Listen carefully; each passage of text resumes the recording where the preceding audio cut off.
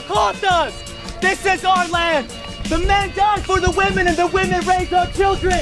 Now's the time to resist! If none of us are brave enough, we're all gonna die! Stand up and resist!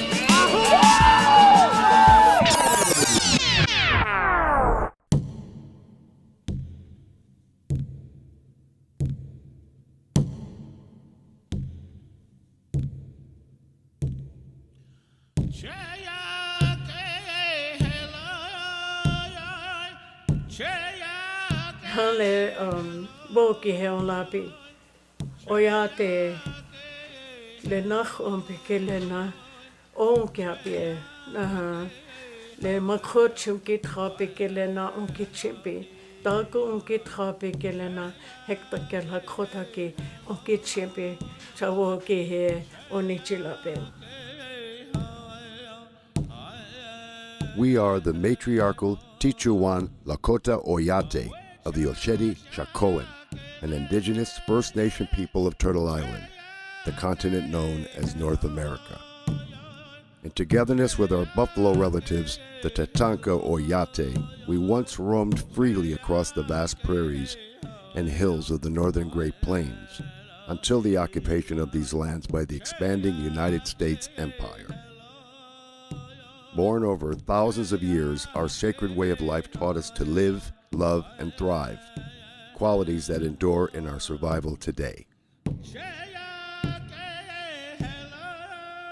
As we move beyond 7 generations in our unyielding struggle to resist genocide, our matriarchal grandmothers are taking back their strength once again. In togetherness with Lakota warriors and people, we speak out for accountability and change to end the atrocities that keep us from healing our nation. Only by understanding our story can our people live free once again. To our relatives from the 4 directions, we ask you to listen not only with your ears, but with your hearts. From the Pine Ridge Indian Reservation and the place you know as South Dakota, this is our story.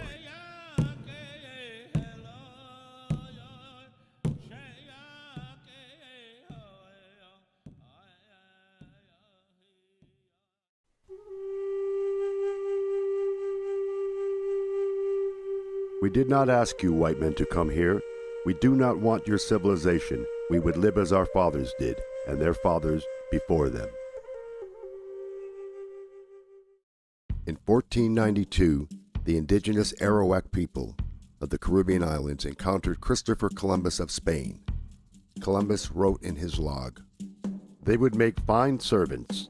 With 50 men, we could subjugate them all and make them do whatever we want." Columbus proceeded to unleash a reign of terror unlike anything seen before. When he was finished, 8 million Arawaks, virtually the entire native population of Hispaniola, had been exterminated by torture, murder, forced labor, starvation, disease, and despair. Columbus's atrocities with cross and sword were justified by the Christian doctrine of divine discovery and set religious and legal precedent for the invasion and genocide of America's indigenous peoples for the next 500 years and beyond. By 1650, a precarious relationship between the First Nations of the east coast of North America and New England colonists was collapsing into slaughter and enslavement of native people by settlers who wanted more land and wealth. We find that most of the English colonies sanctioned and encouraged scalping Indians. In 1776, the United States birthed the first 13 states on land taken through the ethnic cleansing of dozens of eastern seaboard tribes. The Declaration of Independence further enshrined the belief of Euro-American settler supremacy by declaring native peoples to be merciless Indian savages. In 1787, the United States adopted its Constitution. Article 6 established treaties as the supreme law of the land. Despite this supreme law, treaties with sovereign native nations became slippery promises, easily broken when convenient. In 1823, in the case of Johnson and Graham Lessee v. McIntosh, the Supreme Court of the United States ruled that the First Nation people's right of occupancy was subordinate to the United States' divine right of discovery. The United States has unequivocally agreed that discovery gave an exclusive right to extinguish the Indian title of occupancy. This landmark ruling provided legal cover for governmental policies that would claim white Euro-Christian supremacy as justification for stealing indigenous lands and for the genocide of native peoples. In 1849, the California Gold Rush triggered the mass western migration of settlers, putting them in direct conflict with existing indigenous nations. In 1851, anxious to protect white settlers on their way to California and to avoid a full-scale war with the Lakota and our allies, the United States requested the Treaty of Fort Laramie with the Sioux and other northern Great Plains nations. 6 Sioux men signed the treaty, which recognized the Lakota nation's sovereignty over a vast territory amounting to approximately 5% of the continental United States. With the end of the Civil War in 1865, the United States sent its war-hardened soldiers on a crusade to settle the West. Led by the growing dogma of manifest destiny, the U.S. claimed the God-given right to expand its borders from sea to shiny sea. Damn any man who sympathizes with Indians. I have come to kill Indians and believe it is right and honorable to use any means under God's heaven to kill them. In 1868, unable to defeat the warriors of the Sioux, Cheyenne, and Arapaho nations fighting to protect our lands and people, for the first time in its history, the United States appealed for peace and drafted the Second Treaty of Fort Laramie. The treaty established the Great Sioux Reservation, including the Black Hills, and unceded Indian Territory, to be set apart for the absolute and undisturbed use and occupation of the Indians, and that no white person or persons shall be permitted to settle upon or occupy any portion of the Indian Territory. Unable to defeat our free Lakota people with military might, the U.S. government increased the use of deceptive practices to subvert our matriarchal system and to create the appearance of agreement when our lands and rights were stolen.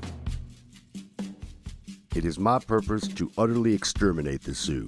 They are to be treated as maniacs or wild beasts, and by no means as people with whom treaties or compromise can be made.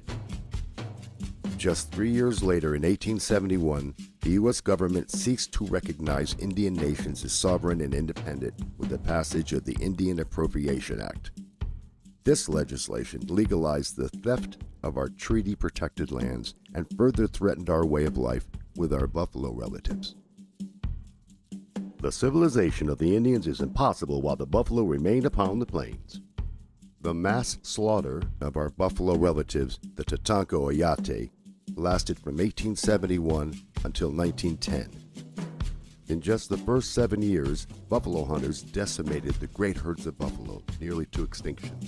The U.S. Army encouraged the slaughter by providing free ammunition and supplies.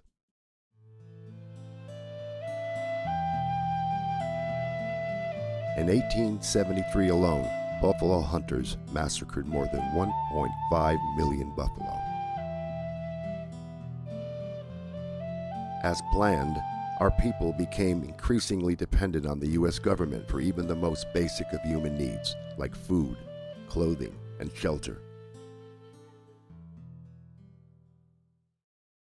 In 1874, after illegally trespassing on Lakota territory, General George Custer publicly announced the discovery of gold in the Pahasapa, the Black Hills.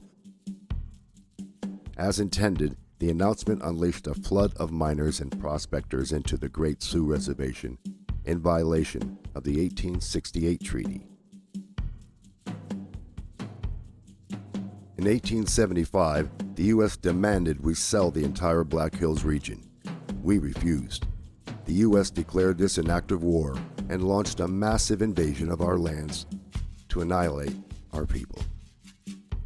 Nothing short of their annihilation will get the Black Hills from them. On the 25th of June, 1876, in the Battle of the Greasy Grass, or Little Bighorn, the Sioux Nation, along with our Cheyenne and Arapaho relatives, won a great victory over General Custer and the elite 7th Cavalry. On that day, we defeated the might of the U.S. Army and took their flag. Seeking revenge for their defeat, the U.S. Army directed Colonel Ranald Mackenzie to unleash total war. U.S. forces went from village to village, killing women, children, and ponies, and destroying teepees, clothing, blankets, and food supplies. The U.S. then launched a sell or starve policy and withheld rations to coerce our people to sell the Black Hills and to relinquish our sovereign rights. These inhuman atrocities forced the surrender of many Lakota people to the U.S. agencies by spring of 1877. Despite being on the brink of starvation, few of our people signed the agreement to cede the Black Hills. When the paper was signed by Red Cloud, Spotted Tail, and others to give up the Black Hills, the majority of the Indians of the Teton Sioux tribe were not there, and they never consented to giving up the Black Hills, and never gave those chiefs permission or authority to sell or give up the Black Hills. Unable to obtain the required 3/4 consent, the U.S. seized the Black Hills with an act of Congress, in violation of the 1868 Treaty of Fort Laramie. Incensed by the illegal seizure, negotiator for the U.S. Henry Benjamin Whipple wrote, "I know of no other instance in history where a great nation has so shamefully violated its oath. Our country must forever bear the disgrace and suffer the retribution of its wrongdoings. Our children's children will tell the sad story in hushed tones and wonder how their fathers dared so to trample on justice and trifle with God." After breaking treaties, seizing native lands, and destroying our system of life, the U.S. government introduced another element of the genocide of Turtle Island's indigenous people: assimilation. Kill the Indian, save the man. In the 1880s, the U.S. government joined forces with Christian and Catholic missionaries to steal Native children, as young as 2 years old, from their families, ship them to schools far away, burn their clothes, and cut their hair, deprive them of loving family contact for years, and use mental and physical abuse to force their assimilation into American society and the Christian religion. There are but two goals for the Indians: civilization or annihilation. In 1883, the U.S. created the Code of Indian Offenses to criminalize our culture and spiritual practices such as the Sundance, the giveaway, gifts for the bride, feast, and medicine men. Punishments included fines, hard labor, imprisonment, and withheld rations. In 1885, the U.S. Congress continued its assault on tribal sovereignty by passing the Major Crimes Act, which unilaterally extended U.S. jurisdiction over major crimes into sovereign Lakota territory.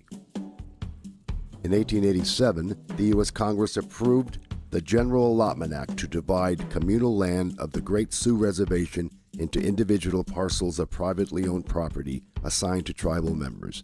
Our people had no concept of individual ownership of our Mother Earth. The Indian must be imbued with the exalting egotism of American civilization, so that he will say "I" instead of "we," and "this is mine" instead of "this is ours." 2 years later, in 1889, in violation of the 1868 Treaty of Fort Laramie, the U.S. Congress passed an act to divide the Great Sioux Reservation into 5 separate and smaller reservations, including the Pine Ridge Reservation. The U.S. government opened the remaining 11 million acres of Sioux Treaty territory for public purchase, including sacred sites and burial grounds our people used for thousands of years. Having wronged them for centuries, we had better, in order to protect our civilization, follow it up by one more wrong and wipe these untamed and untamable creatures from the face of the earth. By 1890, our Lakota people, once powerful and free, were entirely dependent on the U.S. government. The U.S. had forcibly removed our people from our homeland, confined them to reservations, cut their rations by half, stolen our children, and decimated the great herds of our buffalo relatives. On the 29th of December, 500 soldiers of the U.S. Army's 7th Cavalry Regiment surrounded Bigfoot's band of about 350 Lakota people at Wounded Knee Creek. and along with 4 rapid-fire Gatling guns, massacred 312 of our men, women, and children.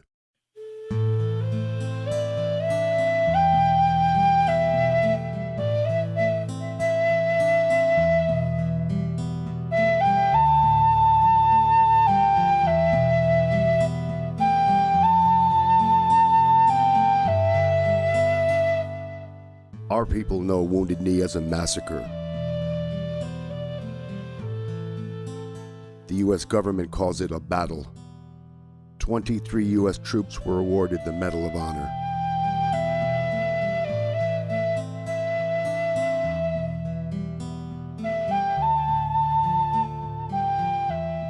Something else died here in the bloody mud and was buried in the blizzard.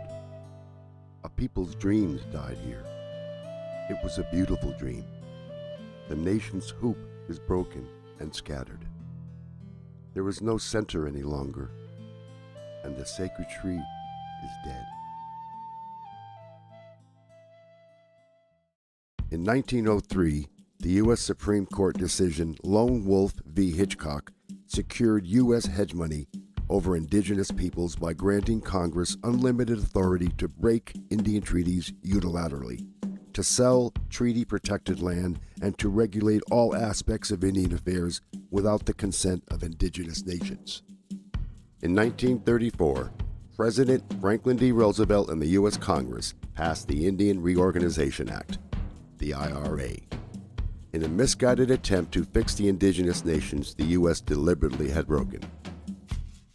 Despite opposition from traditional elders and in violation of the 1868 treaty, John Collier, Commissioner of Indian Affairs, and Harold Ickes, Secretary of Interior, illegally approved the IRA Oglala Sioux Tribal Council and Constitution for the Pine Ridge Reservation with the support of only 1,348 tribal members out of an estimated 12,000 Oglala Lakota people. Most of our people were ineligible, unable, or unwilling to cast a vote.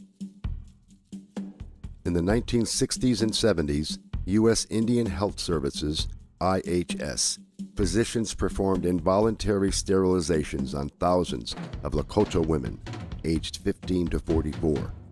IHS facilities singled out full-blood Lakota women for sterilization procedures.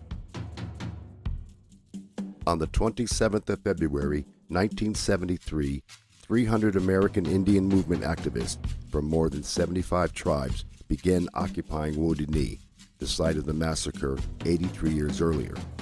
Traditional elders from Pine Ridge sought to exercise our people's natural right to sovereignty and to take a stand against the corruption of the illegal Oglala Sioux tribe government. Continuing the 150-year war on the Lakota people, federal authorities escalated the occupation of Wounded Knee into armed conflict with a force of U.S. Marshals, FBI agents, National Guard personnel, armored personnel carriers mounted with machine guns, snipers and helicopters, semi and fully automatic assault rifles, grenade launchers, tear gas, jets for aerial photographs, and paramilitary personnel. The occupation ended after 71 days, when a local Lakota man was killed by a federal sniper and both sides agreed to disarm. From 1973 to 1976, in the aftermath of the Wounded Knee takeover, the U.S. government-backed Oglala Sioux Tribe President Dick Wilson and his guardians of our Oglala Nation paramilitary vigilante force, nicknamed Goons, inflicted the reign of terror on Pine Ridge. More than 60 grassroots activists, traditional full-blood Lakota people, and our supporters were assassinated. 300 were harassed and beaten, 562 were arrested, of which only 15 were convicted of crimes. During that time, the murder rate on the Pine Ridge Reservation soared to 170 per 100,000, the highest in the world at that time. In 1980, the U.S. Supreme Court ruled that the 1877 seizure of the Black Hills was illegal, but did not return the land to our people, offering money instead. To this day, we refuse to accept the monetary compensation offered for the theft of sacred Bahasapa.